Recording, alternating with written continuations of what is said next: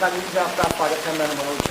देखिए, हर विधानसभा का हम विश्लेषण करते हैं, जनता के बीच जाते हैं, जनता के विचारों को रखते हैं। जनता की प्रतिक्रिया भी काफ़ी महत्वपूर्ण है, लेकिन कई विश्लेषण भी महत्वपूर्ण है। समझिए, दरभंगा शहरी विधानसभा दरभंगा के पूरे 10 विधानसभा में काफ़ी महत्वपूर्ण है। यहाँ के जो वर्तमान विधायक वो 5 बार चुनाव 1952 से यहाँ चुनाव प्रारंभ हुई। उसके बाद से देखिए लगातार यहाँ की स्थिति बनती रही, बिगड़ती रही। कई बार आरजेडी से भी यहाँ पे विधायक रहे। और हम बता दें, इस बार का 2025 चुनाव काफ़ी कठिन है दरभंगा शहरी विधानसभा में, इसलिए कि यहाँ पर जब राजद लगातार चुनाव हार रही है तो फिर उसके गठबंधन दल ने सीधा कहना शुरू किया कि हमें भी टिकट चाहिए। लेकिन यहाँ से परंपरागत सिद्ध मानते हुए मिठू खेड़िया जो लगातार चुनाव लड़े हैं, पिछली बार का जब विश्लेषण करेंगे तो निश्चित तौर पर राजद को इसलिए भी नुकसान हुआ कि एक आरएसएस से जुड़े हुए व्यक्ति को राष्ट्रीय जनता दल ने अपना टिकट दे दिया, जिससे 11,000 10,000 से अधिक मतों का अंतर है। हमारे साथ मिठू खेड़िया ने कई सवालों का भी जवाब देंगे जिसे जनता को सुनना चाहिए। दरभंगा शहरी विधानसभा चुनाव मैदान में है ना, हाँ एकदम अब विश्लेषण कर रहे हैं पिछले चुनाव का। जिस तरह आरएसएस के उम्मीदवार वो कहते थे हमें आपका उस समय हमने भी कराया था, आप भी उनके समर्थन में करते तो क्या मौत, लेकिन आसाम की 73,000 वोट ऐसे मना गांधी को यहाँ से था, बीजेपी से सीधे आरजेडी में गया। उस समय की क्या स्थिति रही है? तो आरएसएस उम्मीदवार को आरजेडी टिकट क्यों दिया और आपको क्यों आना? देखिए, सबसे पहले मैं आपको ये बता देना चाहता हूँ कि हम लोग दल की राजनीति, किसी व्यक्ति की राजनीति 15 में मैं चावल चुनाव हारा, 20 में 5 दल ने अमरनाथ जी को टिकट दिया। और कहीं भी साइलेंट की बात जो आपने कही है नहीं कि मैं 2 दिन 3 दिन मन में तकलीफ हुई, घर बैठे उसके बाद कार्यकर्ताओं को बैठे बुला और हमने खुल के उनको समर्थन दिया और उनके मेहनत की पूरे क्षेत्र में पंचायत को लेकर। तो मुझको 72,000 आया था, उनको 75 आया।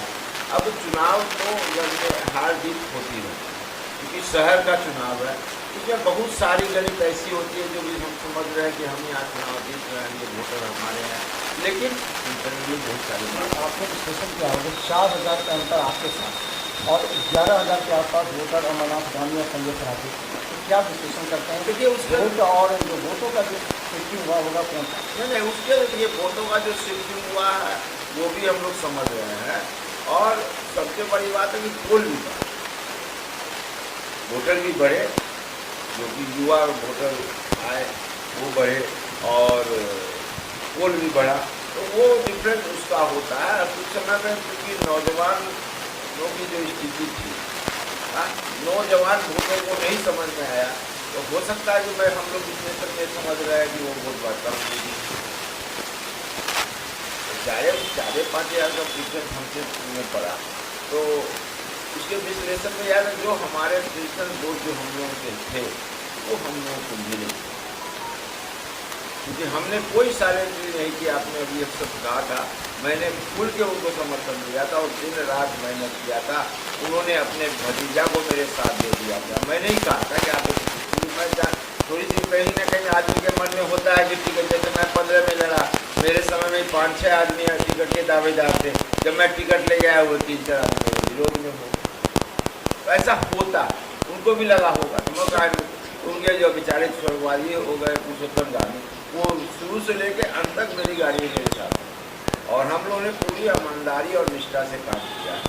और हम लोग चूँकि एक दिन की राजनीति नहीं है, हमने मेरा 40 वर्ष दल के अंदर जीत गया है और मैंने पूरी ईमानदारी और निष्ठा के साथ राजनीति की है, दल के साथ है, आज भी है, कल भी है। अब अगर 2025 चुनाव की बात करें, आप कहें कि चुनाव मैदान में हैं, आपकी पार्टी मुख्यालय में नेताओं के साथ बात हो रही है, चाहे लालू यादव के साथ आप कर ही रहे हैं, तेजस्वी यादव चूँकि यंग है, थोड़ी सी दूरी हो सकती है नहीं, लेकिन लालू प्रसाद यादव जानते हैं। ये कैसे आप 2025 में समझाइएगा कि पार्टी का निर्णय गलत था, एक आरएसएस समर्थित को दे दिया गया था, हम उम्मीदवार थे, अब उन लोगों को जो आपके दल के समर्थक हैं, जो वोटर हैं, उनको कैसे कन्विंस कीजिएगा? क्या कहिए कि वो तो फिर पार्टी बदल ली, फिर वापस चले गया? देखिए, वो जहाँ से आए थे वो वहीं चले गए, उस पर कोई चर्चा करना बेकार, हम लोग कोई चर्चा करना नहीं चाहते हैं। और जहाँ तक वर्तमान में स्थिति है, मेरे रिश्ते बहुत पुराने हमारे राष्ट्रीय अध्यक्ष जी के साथ है, आज भी उनके जन्मदिन में गया, और शायद आप लोगों ने देखा होगा, मैं उनके साथ पीछे बैठा हुआ था, मैं जहाँ पर गुप्ता जी देखने लगा उनके बैठे हुए थे, क्योंकि उनके साथ थोड़ा सा मेडिकल प्रॉब्लम है, इसलिए थोड़ा सा दूरी बना करके वो गेट पर बैठे हुए। तो उनको भी मुझको अच्छी तरह जानते हैं, माननीय नेता प्रतिपक्ष भी हमको अच्छी तरह जानते हैं। आपने देखा होगा कि ठीक है, उन्होंने मुझको टिकट नहीं दिया, लेकिन उन्होंने मंच से घोषणा की थी कि आने वाले समय में मैं इनका सम्मान करूँगा। इसलिए वो सब राजनीति में होता है, मैं उसका कोई बुरा भी नहीं मानता हूँ। और हमारे प्रदेश अध्यक्ष बने जो आज जा भी रहे हैं मधुबनी, सारे लोग जानते हैं कि 40 वर्ष का रिश्ता रहा है इस दल के अंदर। जो भी है दरभंगा की राजनीति में मैं समझता हूँ कि ऐसे कोई लीडर नहीं जो मुझको नहीं जाते, सब चीज़ पर जनता को क्या कहेंगे आप? जनता को खाना चीज परिचित है, इसलिए मैंने सबसे मिला, अपनी बात रखी। उसके बाद नेता का जो डिसीजन होगा, नेता जिनको भी उम्मीदवार बना के भेजेंगे, हम लोग उनके साथ जाएंगे और उस आधार पर जो परिस्थिति बनेगी वो तो बात हम लोग जनता से करेंगे। ठीक है, नए उम्मीदवार आते हैं तो थोड़ा आक्रोश होता है, या मैं ही उम्मीदवार बन के आता हूँ, हो सकता है कि जो लोग उम्मीदवार हैं उनका मेरे प्रति आक्रोश हो। उसको तो जब तक उम्मीदवार फाइनल नहीं होता तब तक कुछ करना पड़ेगा। 5 बार के विधायक संजय श्रावणी और इस बार मंत्री भी, तो लगता है कि कठिन चुनौती है, हार जीत का जो आक्रोश भी है उनके खिलाफ, उसको कैसे समेटेंगे और इस बार उस चुनौती को कैसे स्वीकार करेंगे? क्योंकि अब अंतिम बार राजद को अगर सीट मिलती है तो अंतिम ये प्रयास होगा, क्या उसका फिर गठबंधन का अलग घटक नहीं बनेगा? आप किस तरह की रणनीति तैयार करेंगे? देखिए, ऐसा है कि चुनाव मंत्री बन के लड़े, विधायक बन के लड़े, इससे कोई फर्क नहीं पड़ता। जनता का जनादेश जो होता है वो विचारधारा, उम्मीदवार और दल की राजनीति के हिसाब से। आज जो वर्तमान इन लोगों ने जो चुनाव लड़ा है, जो पिछले चुनाव जो लड़े हैं इन लोगों ने, जिस तरह ये लोग देश की राजनीति में एक व्यक्ति के आधार पर चुनाव लड़ते, उनका भी अब देश के अंदर क्या हस हुआ पार्लियामेंट से लेकर के आप लोगों के नेता, आज उनके जनादेश धीरे धीरे खसक रहे हैं। क्योंकि ये लोग सिर्फ, इनके पास कोई मुद्दा है चुनाव का, किसी मुद्दा पर बहस करते हैं, सिर्फ धर्म के नाम पर, हिंदू मुसलमान के नाम पर, इसके नाम पर, और कंप्लीटली झूठ की राजनीति के सहारे जो है ये लोग आज तक जनता को ठग रहे हैं।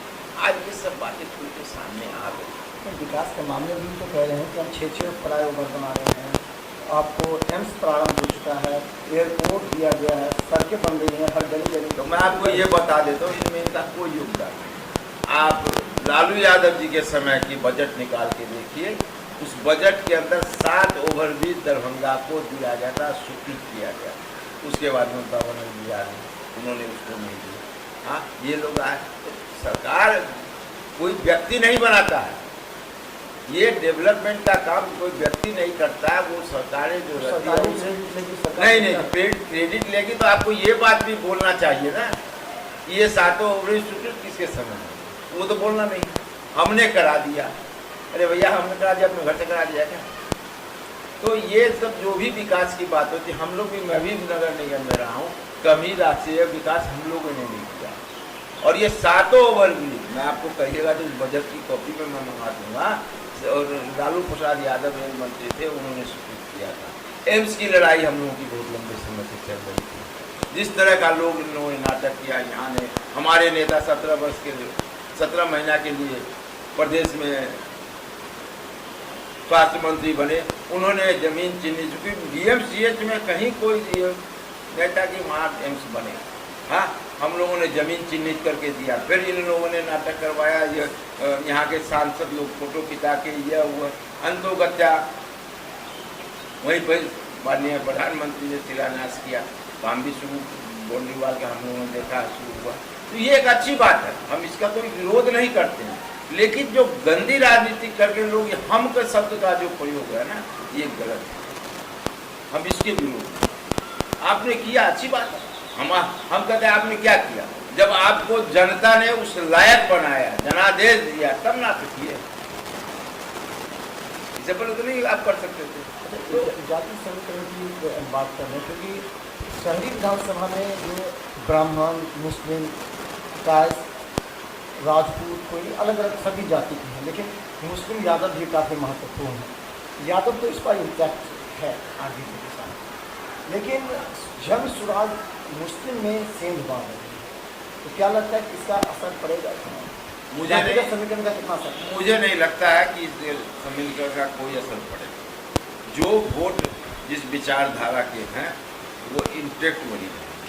उसमें 1-2% इधर हो जाता तो 2% उधर से भी हम करते हैं, तो इसका कोई महत्व नहीं होता। और जहाँ तक शहरी विधानसभा का चुनाव है वो जाति समीकरण पर चुनाव नहीं है। जब जाति समीकरण पर चुनाव होता तो मिट्टू खेड़िया को 72,000 संजय ठाकुर को भी नहीं आता। इसीलिए यहाँ मल्टीपुल वोट है, हर विचारधारा के वोट है, पढ़े